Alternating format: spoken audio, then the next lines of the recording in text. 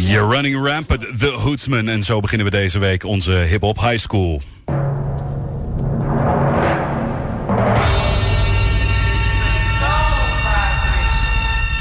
Ja, het is misschien een aflevering waar jullie heel lang op hebben zitten wachten. Ik in ieder geval wel. Er is heel veel live geweld in de studio vanavond.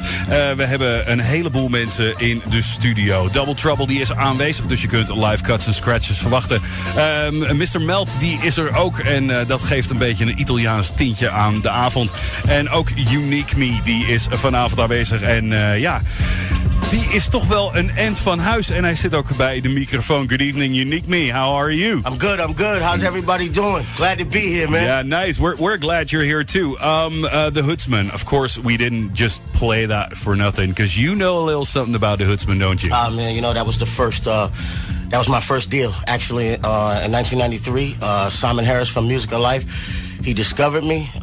Some people, they came to America and they discovered me and my homeboy Jawborn, which is Michael Harris. And together, we formed the Hoodzman and we banged it out here in the UK. We killed it, man. And we back.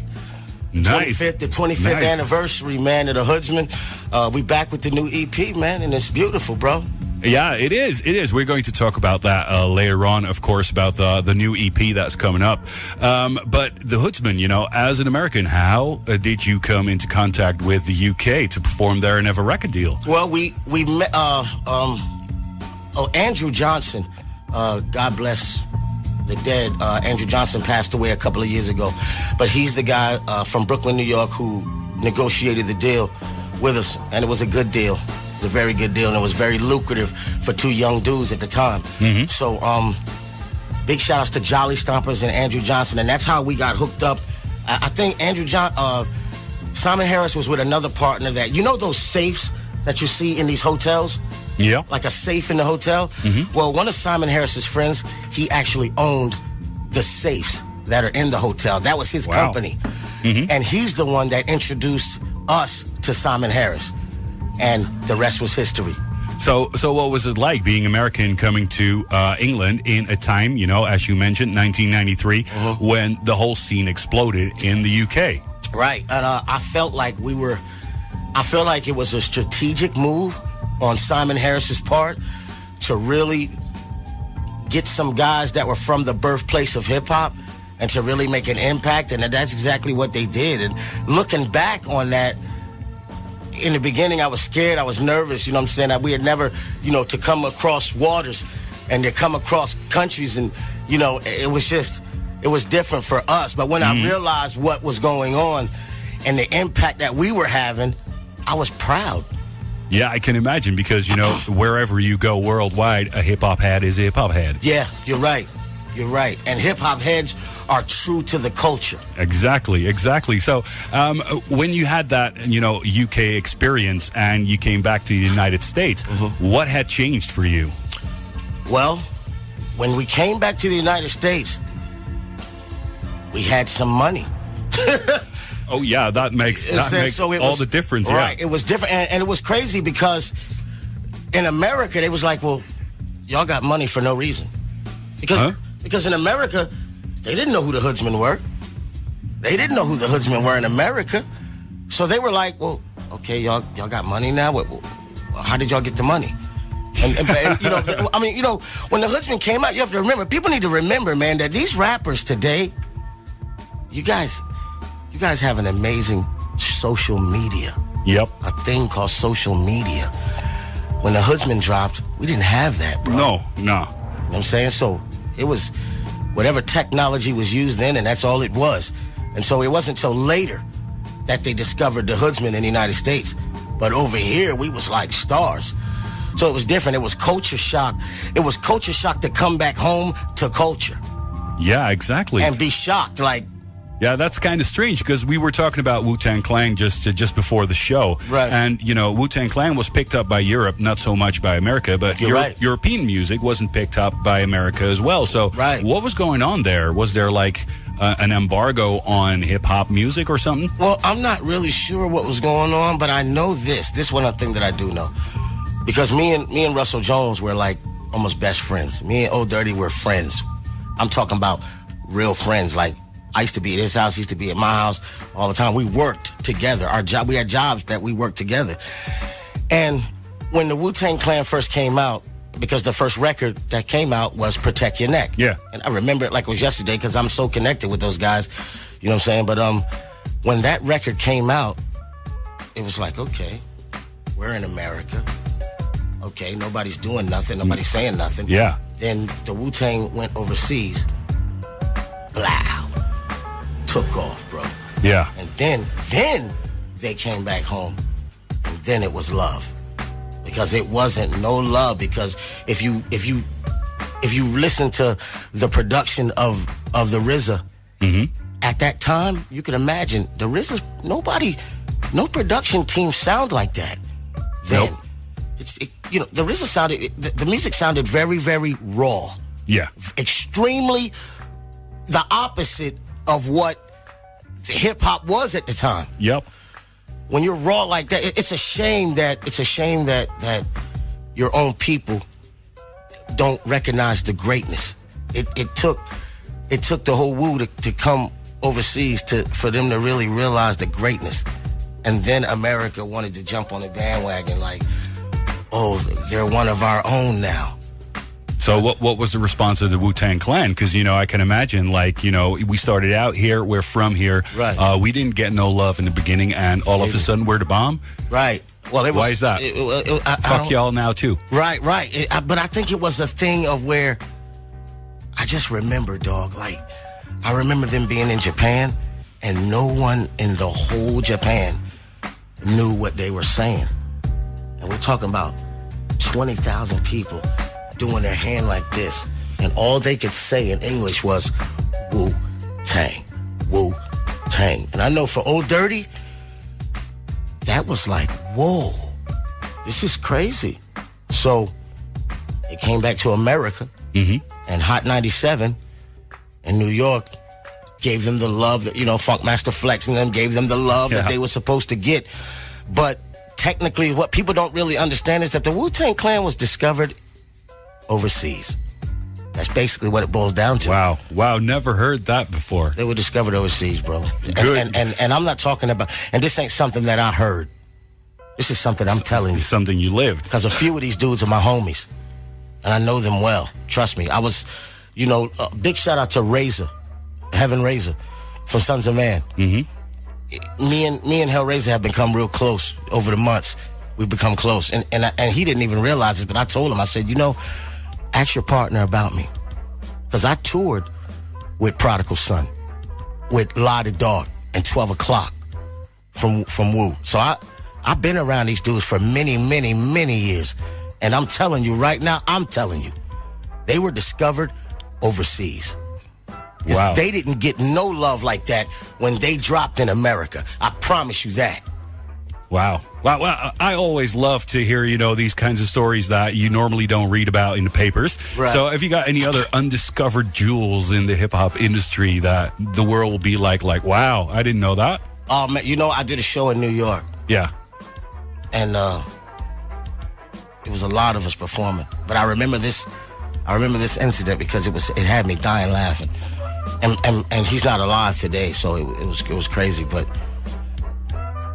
we did a show at the New Music Seminar in New York, and these dudes that were on stage, they took too long. They went over the time limit. And I just remember Big Pun coming over and slapping the absolute donkey face up out of these dudes. That was the first time I met Big Pun, and I was like, yo, Pun, so you be slapping dudes? You call Big Pun or Big Punch? I was like, yo, Pun. He was like, nah, son. You know what I mean? It was taking too long, dog. We supposed to go on, son. We been out here for like mad hours, dude. I ain't trying to look at these. I'm like, yo, all right, dude. It was like, all right, Big Punch slapping dudes. I'm like, yo, it was great. Well, it got you on stage, right? That's all that matters. Well, we did our thing, and it was great. It was a beautiful show. It ended up being cool. Cool. Well, a lot of more stories coming up, of course, because we got a lot to discuss, especially the new EP that's coming out. Oh, yeah, definitely. I'm going to be playing one record right now. It's called Empire. Anything you want to add to, the lyrics and the music as itself? Empire, we knew that this record was going to be special. I think when we put it on YouTube, I think the first couple of days, Issa, it went like viral. It went like I don't know, like in 2 days it was already at like 10,000. You know what I'm saying? And then we kind of stopped it a little bit because it wasn't released yet. So when Ditto Music released it, then boom, like and yo, Cali Ranks.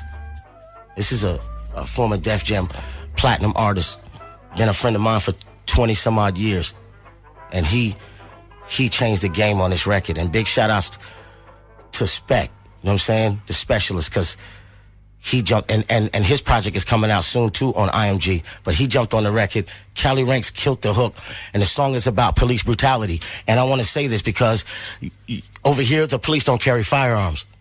Yeah, they do, but, if it gets used once every 10 years, that's a lot. Right, that's a lot. Well, police killing black people, man. Killing black people, man, over in America, man. And like the Empire basically started from my son being pulled over by the police. He got pulled over by the police, and he told the police that he had a concealed weapons permit. They detained my son, and 4 more cop cars pulled up. So my son GPS'd me his location. And when I pulled up on the police officers, they said, "What are you doing? Mind your business." I said, "That's my son. That is my business." Yeah, it is. "And what are you going to do? You going to kill him, then kill me?" "Oh, Mr. Bryant, hold on, Mr. Bryant. Why are you... No. Why are y'all surrounding my son? He's legal. He has his paperwork. What are y'all going to do here?" So, and I want to say this too. IMG, Uniqme, Cali Ranks, all of us, we are not anti-police. We need police in this world. Otherwise, people just going to do what they want to do. Yep. But we anti-police brutality, and there is a difference.